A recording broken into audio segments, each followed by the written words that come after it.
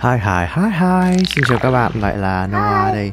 Mình đang tiếp tục hành trình ở Chiang Mai của mình. Hãy cùng mình khám phá các điểm thú vị tại Chiang Mai nhé. Ok. Mục tiêu của ngày hôm nay thì sẽ tập trung vào cái việc khám phá loanh quanh ăn uống là chủ yếu. Cho nên sáng ra dậy một cái là bọn mình quyết định là đi chợ luôn.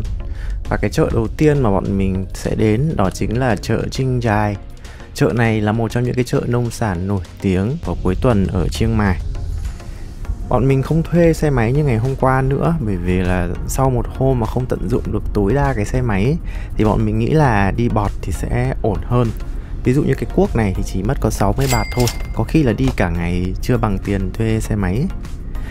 Với lại là trời đang rất là nắng và nóng ấy, cho nên là nếu mà đi xe máy vòng quanh thì cũng mệt mỏi đấy. Bây giờ thì bọn mình đã đến chợ nông sản Chinh Giai rồi. Đây là cái cửa trước của cái chợ nông sản này. Và bây giờ thì bọn mình sẽ bắt đầu đi vào trong chợ. Bây giờ thì đang còn sớm, mới có 9 giờ thôi. Nhưng mà các bạn có thể nhìn thấy là chợ cũng khá là đông. Và trời bây giờ thì rất là nóng. Nói là chợ nông sản nhưng mà mình vào đây thì mình nhìn thấy nãy giờ toàn là đồ lưu niệm thôi mà vẫn chưa thấy nông sản đâu cả. Không biết là nông sản sẽ ở đâu ta. Nhìn chợ thì rất là đông người nhưng mà mình thấy rất là sạch sẽ và gọn gàng nhá. Tại vì nóng ấy cho nên là ngó thấy cái siêu thị một cái là bọn mình muốn phi vào ngay. Đây là siêu thị Top Screen, một trong những cái siêu thị của tập đoàn Central. Ở trong này thì bán rất là nhiều thứ. Trong đó thì mình thấy có cả là hoa quả organic. Chợ Chinh Giai này thì được quảng bá là bán rất là nhiều mặt hàng organic ở đây. Bên cạnh đó thì cũng có cái siêu thị nho nhỏ này cũng có khá là nhiều đồ để làm quà ấy. Thì mình thấy khá là nhiều du khách mua về để làm quà. Ở đây có một cái nơi để bán đồ ăn. Bởi vì là không gian mát và bọn mình cũng đang đói nữa, nên là bọn mình quyết định là sẽ ăn ở đây. Mình nghĩ rằng là nếu mà nóng quá ấy, thì ăn nó cũng sẽ không ngon được. Thế cho nên là thôi cứ ăn ở đây cho chắc đã. Có sức rồi đi tiếp tính sau. Đây thì cũng có khá là nhiều món để lựa chọn. Thật ra thì mình thích một cái món có đề là có cái sốt sukiyaki này. Nhưng mà người ta bảo là hết rồi, cho nên là bọn mình đành chọn hai cái món phổ thông ở đây thôi. Ở đây thì mỗi người họ sẽ nấu một món. Và bởi vì nấu ở trong cái điều kiện có máy lạnh như thế này cho nên là cũng khá là thoải mái. Bọn mình sẽ order trước, sau đó thì sẽ ra quầy để thanh toán riêng. Và sau đó chỉ đưa vé cho họ để họ nấu thôi. Thì cái chị mà mặc tạp dề xanh xanh là đang nấu cái món của mình ấy. Chờ thì cũng hơi lâu một xíu nhưng mà ở trong này mát, thoải mái cho nên là không thành vấn đề. Thì đây là cái món mà bọn mình đã gọi được. Món của mình là mì gạo xào thịt và mì trứng xào thịt gà. Ăn nói chung là cũng được. Đằng sau của siêu thị thì mới đích thực là chợ này. Có rất là nhiều các cái sản phẩm mặt hàng được bày bán ở đây và rất là đa dạng. Mặc dù là mình chưa nhìn thấy nông sản gì cả, nhưng mà có rất là nhiều thứ hay ho để tâm tới. Ở đây thì có rất là nhiều, từ đồ thủ công mỹ nghệ cho tới quần áo, đồ cốt tông, rất là nhiều thứ. Ở trong này thì lại có một cái nhà mà gần như là không thấy có ai đi vào. Thế là bọn mình sẽ vào đây để ngó xem có cái gì. Thì vào bên trong thì thấy rất là đẹp. Ở trong này có những cái chim được cấp ở trên ấy, màu trắng ấy, rất là đẹp. Và nói chung là mát mẻ nữa, nhưng không hiểu sao không có ai vào. Đây mới chính thức là chợ nông sản này các bạn ơi.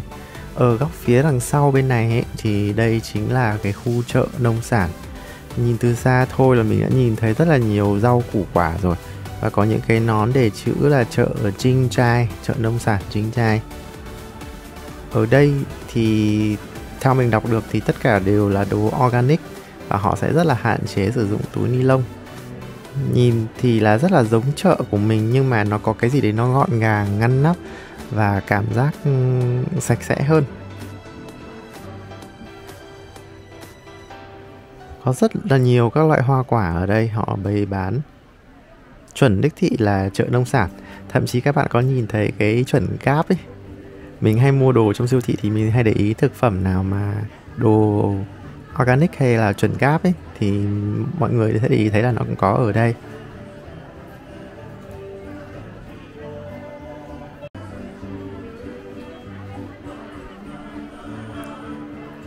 Bên cạnh đấy thì có cực kỳ nhiều loại bánh, siêu nhiều các loại bánh khác nhau luôn, trông rất là ngon luôn, mà mọi người thì mua nhiều lắm. Lúc nãy thì lỡ ăn mất rồi ấy, cho nên là bọn mình cũng không còn bụng nào để mà ăn. Khi cũng hơi dại khi mà đã lỡ ăn trước, bởi vì thực ra ở đây có nhiều thứ để ăn lắm, có rất là nhiều thứ để mà ăn, mà món nào thì cũng rất là rẻ. Các bạn có thể thấy là chỉ tầm khoảng 10, 15, 20, 30 bạt thôi là đã có thể ăn được những cái món rất là truyền thống của người Thái rồi. Tức là tầm khoảng đâu đấy 10.000, 20.000 gì đấy thôi là các bạn đã có thể ăn những cái món khác nhau. Và siêu nhiều các loại bánh luôn, mình cũng hiểu sao mà có nhiều loại bánh đến như thế. Với những ai mà đam mê ẩm thực thì đây đúng là thiên đường ẩm thực thật sự. Các bạn có thể ăn từ sáng đến tối cũng được, vì có quá là nhiều thứ luôn. Mà có cái này thì rất là độc đáo này. Từ xa là mình đã phải ngó ngó tới cái anh này rồi. Mình thấy anh ấy xếp những cái hoa ấy. Đây là những cái hoa mà anh ấy có bán này. Anh ấy ngồi xếp những cái này rất là tỉ mỉ nhá. Xếp từng cánh hoa một, từng kiểu hoa một. Rất là nhiều thứ vào trong một cái ly như thế này. Rất là đẹp. Phải nói là để làm ra được một cái ly này thì chắc phải mất tầm 10 đến 15 phút. Rất là lâu. Cũng không biết là cái ly này thì mọi người sẽ dùng để uống hay là để ăn hay là cái gì. Nhưng mà đẹp như thế này mà ăn vào thì rất là phí nhỉ. Yeah.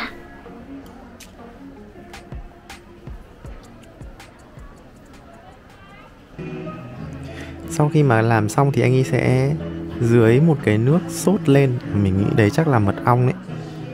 Thế thì cái này chắc là ăn được rồi. Còn mình không mua vì cũng không biết là sẽ làm gì. Nhưng mà nhìn cái ly thì rất là đẹp. Ngoài ra không chỉ bán những cái loại mặt hàng thông dụng như thế, ở đây còn có cả những cái khu bán thịt nữa. Những cái đồ thịt nướng này rồi các món liên quan đến thịt cũng rất là nhiều. Phải nói là trên trời dưới hàng thịt. Nếu các bạn nào mà có tâm hồn ăn uống thì thực sự là nên đến chợ này. Và nên đi vào trong góc trong cùng này trước nha. Đừng có ăn như bọn mình trước, hơi dại dột. Ở đây có cả là trứng lá hẹ hay sao ấy. Mình cũng không chắc đâu, mình chỉ đoán thôi. Đây là trứng lá hẹ. Nhưng mà ở đây thì họ dán thành hình vuông như thế này. Trông cũng rất là hay. Tại vì đây họ đề toàn là tiếng Thái thôi, nên là nếu mà muốn đọc được thì phải Google. Ngoài việc mà các bạn được ăn ra thì luôn luôn có nhạc sống nhé. Ở trong chợ này thì có những cái bạn trẻ này cũng đang hát Uyên ương hồ điệp mộng. Nếu như bạn nào mà không sợ nắng nóng này thì đây chính là cái điểm mà các bạn có thể ở đây cả ngày được. Chợ Trinh Trài này là một trong những chợ nổi tiếng nhất ở Chiang Mai. Và đây là một trong những cái nơi mà mọi người giao thương với nhau một cách rất là thoải mái. Đồ ăn rất là tươi. Và thậm chí các bạn có thể mua đồ ở đây để nấu nướng. Ở Chiang Mai thì có những cái khóa học để nấu nướng ấy. Và tất nhiên nữa, một đặc sản không thể thiếu của Chiang Mai nữa đó chính là nghệ thuật. Ở đâu thì họ cũng sẽ có cái gì đó liên quan đến nghệ thuật. Và ở đây thì họ có một cái khu trưng bày nghệ thuật. Đây, có vẻ như đây là một trong những cái tác phẩm lớn hay sao đó. Thì đây là nghệ thuật sắp đặt ấy. Có vẻ như là giống những cái ngôi nhà ở trên cao nhìn xuống. Nhưng mà thực sự là do kiểu mình cũng không quá là có đầu óc nghệ thuật lắm ấy, cho nên là mình cũng không hiểu dụng ý. Vì thế cho nên là bọn mình nghỉ chân ở đây một xíu và tiếp tục tìm đường tới điểm tiếp theo. Điểm tiếp đến của bọn mình á là bọn mình sẽ đi trên dòng sông Pinh.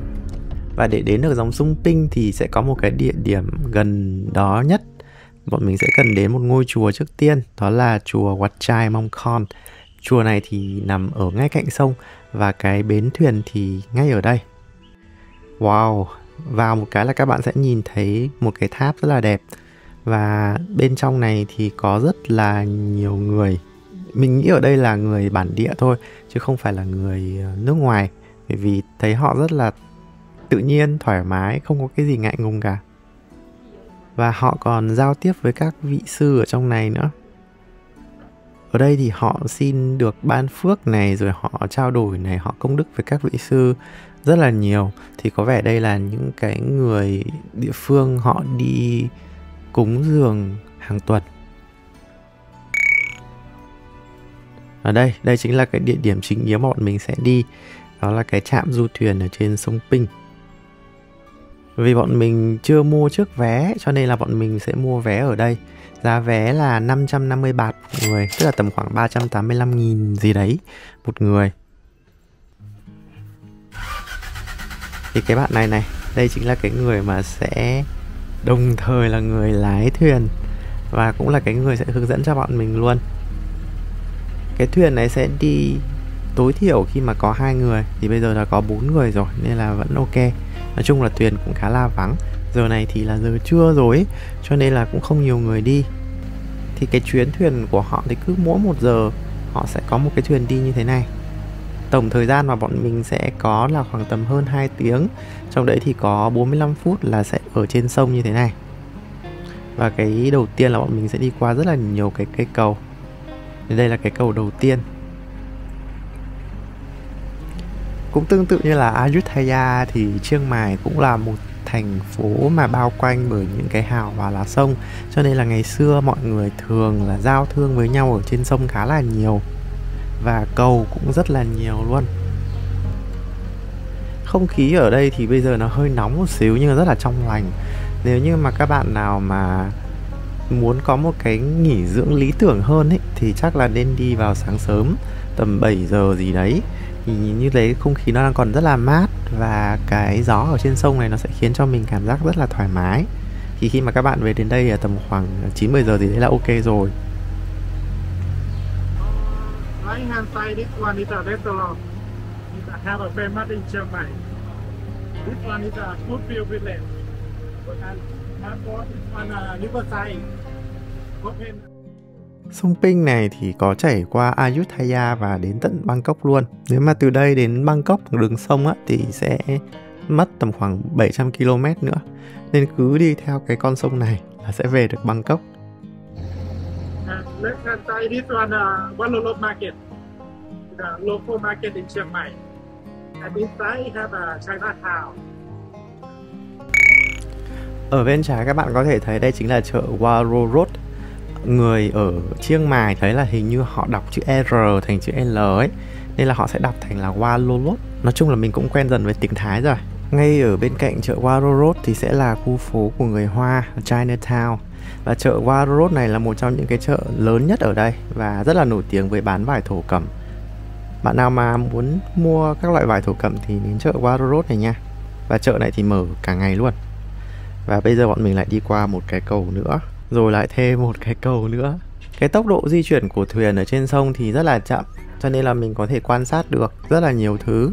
Những cái cầu này thì sẽ nối hai bên. Bên tay trái thì sẽ là thành phố cổ Chiang Mai, còn bên tay phải thì sẽ là những cái khu vực mà mới hơn, hiện đại hơn ở đây. Nói chung là giao lưu qua những cây cầu. Ở đây thì hoa đặc trưng là hoa muồng hoàng yến màu vàng vàng này và hoa phượng. Có lẽ đây là mùa hoa phượng, cho nên là mình thấy hoa phượng ở đây nở rất là đẹp luôn.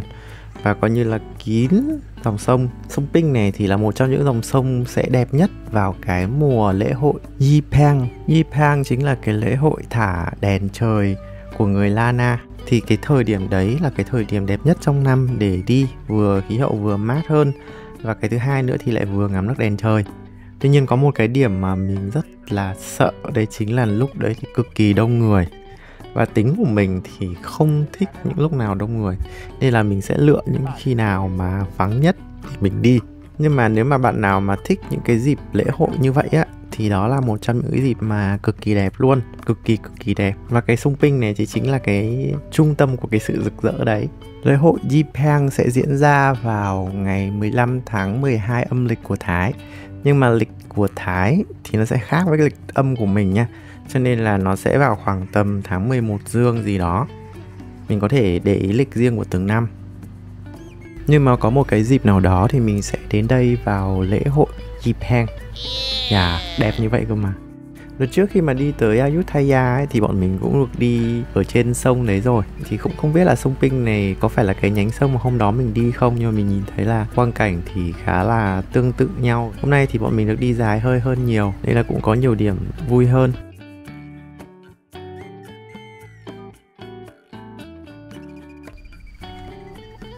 Bây giờ thì bọn mình đã tới nơi dừng chân.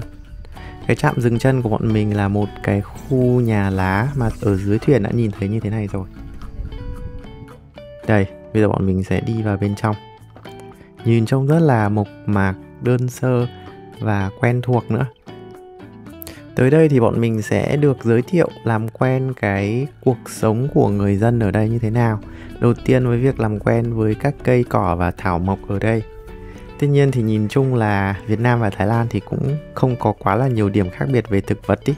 Cho nên là phần lớn là mình thấy những cái cây mà họ giới thiệu thì mình đều biết cả. Có một cái điểm hơi khác một xíu thôi, thì đấy là những cái như thế này. Ở đây thì họ có thuyền này chính là phương tiện di chuyển chính yếu này. Và ở đây còn có những cái bộ khung xương của voi nữa.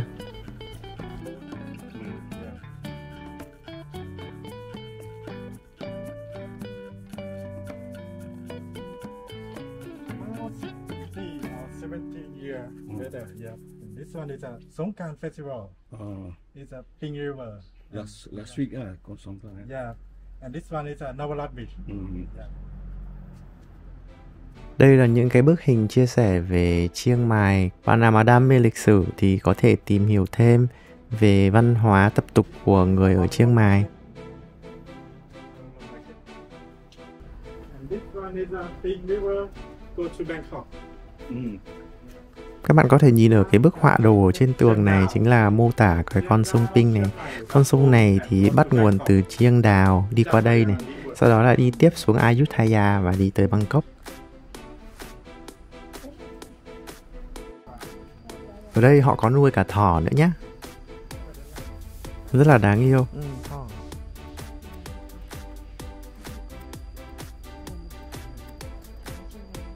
Nói chung với người Đông Nam Á của mình thì sẽ không có gì là quá là lạ cả. Bạn ấy có cho thử một số thứ nữa. Ví dụ như là bạn ấy cho thử một số loại lá.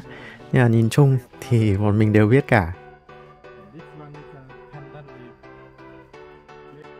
Ví dụ như cây khế này. Thì tất nhiên nó sẽ là những thứ rất là lạ với cả người phương Tây chẳng hạn. Thì phải nói rằng là người ta cũng chịu khó giới thiệu cái văn hóa. Đây là những cái thứ mà ngày xưa họ dùng để nấu. Bây giờ thì bọn mình sẽ ngồi nghỉ chân và được phục vụ một bữa tráng miệng nhẹ với là đồ uống nhẹ ở đây. Cái này thì nó có nằm ở trong tour.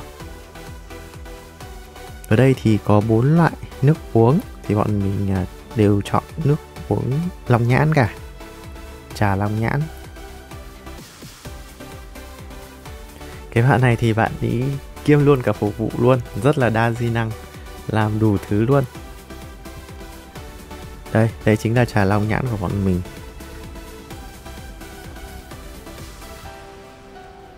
Và bọn mình sẽ được ăn thêm kem nữa. Thì cũng có khá là nhiều loại để chọn, nhưng mà mình chọn là kem xoài. Còn đây thì là kem dừa.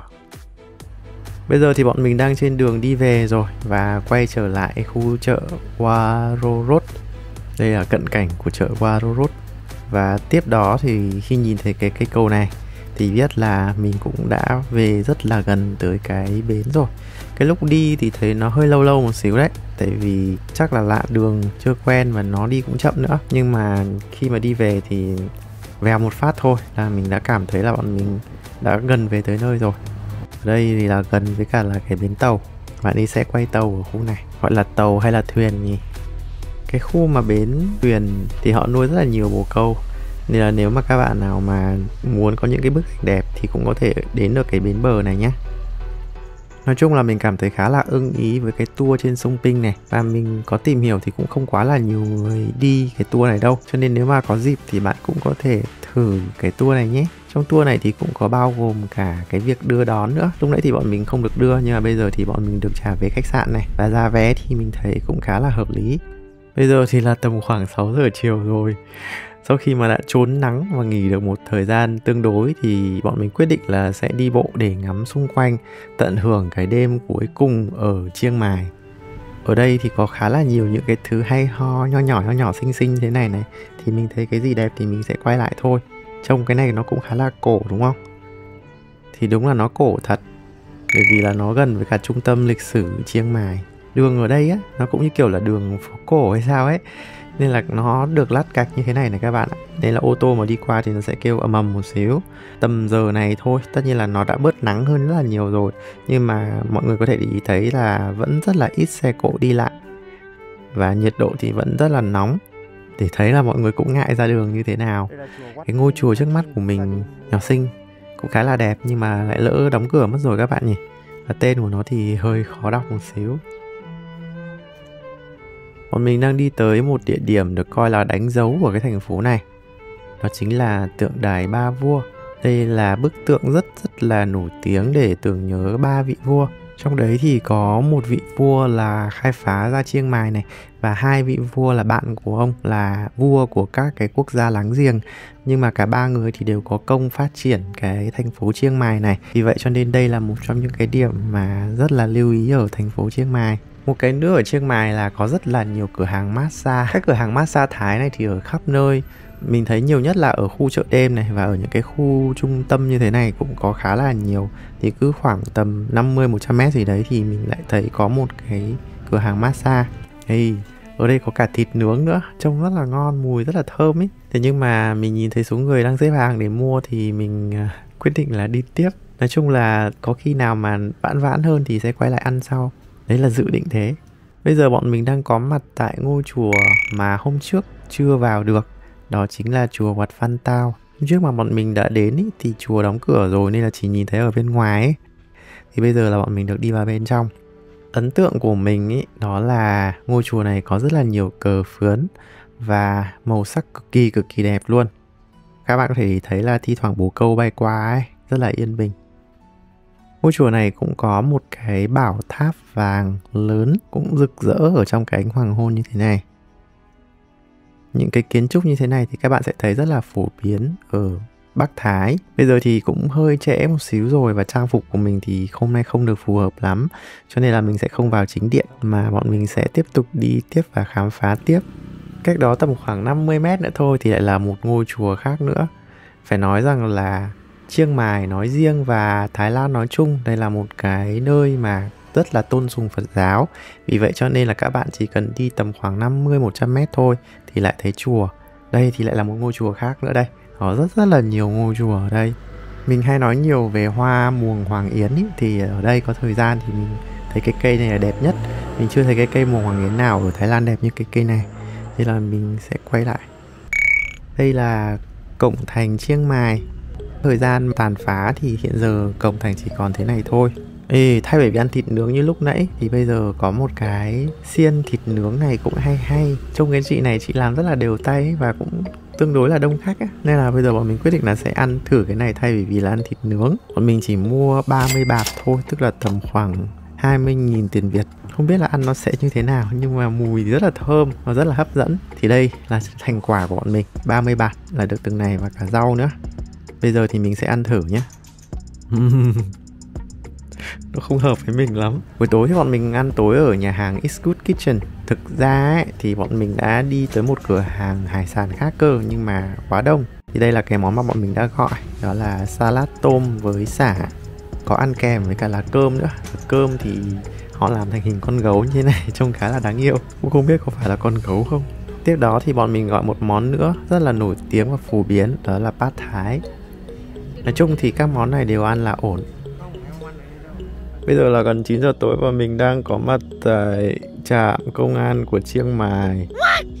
Không phải mình bị bắt đâu các bạn ạ. Thực ra thì buổi tối bọn mình chỉ muốn khám phá vòng quanh, thế cho nên là mình đi tới những cái điểm như thế này.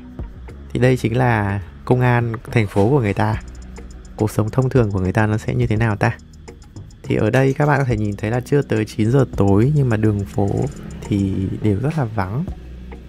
Đây cũng là cái khu phố cổ đấy, nhưng mà có vẻ mọi người dồn hết, tập trung hết ở cái khu chợ đêm Chiang Mai hôm nào bọn mình đi, nên thành ra những cái khu như này thì vắng này. Đây là một trong những cái vị thần rất là linh thiêng mà người Thái hay thờ, đó là thần tứ diện, này tạm dịch là thần bốn mặt ấy. Ở Bangkok thì có một ngôi đền rất là nổi tiếng. Đây chính là cái khu vực đối diện với cả là cái tượng đài Ba Vua mà buổi chiều bọn mình có đi. Thì bây giờ mình thấy phần lớn là khách du lịch nước ngoài họ đang ngồi nghỉ ở đây thôi, chứ cũng không thấy quá là đông. Cũng không biết là có phải do thời điểm này là do Chiang Mai đang có ô nhiễm bụi mịn hay không, nhưng mà mình cảm thấy là rất là vắng, và chính cái cảm giác vắng này lại cho mình cảm thấy yên bình. Và cái khu vực này nhá, có mùi hoa rất là thơm ấy, mùi hoa đại rất là thơm. Kia là cái ngôi chùa mà buổi chiều bọn mình có đi qua này. Thì bây giờ khi mà mình trở về ấy, thì nó rực rỡ luôn. Đúng là cái này nó có đèn vào buổi tối xong rát vàng ấy, thì cái ánh vàng vào buổi tối nó rất là long lanh, lung linh luôn, rất là lấp lánh, trông cực kỳ là đẹp. Bây giờ thì bọn mình sẽ đi về, chuẩn bị đồ đạc và hành lý để mai quay về Việt Nam.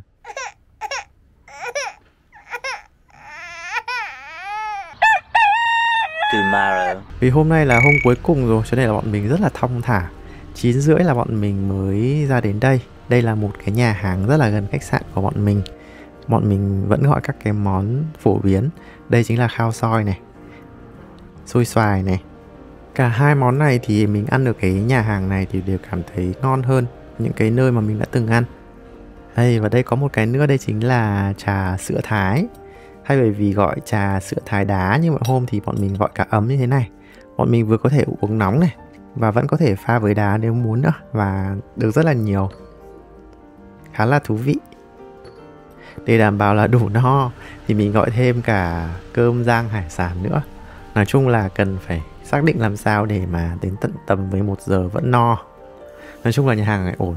Bây giờ thì bọn mình đang đi xe để đến sân bay. Bọn mình đã check out khách sạn rồi, và bây giờ vẫn còn khá là sớm. Thì ngắm nhìn thành phố Chiang Mai trước khi mà ra về.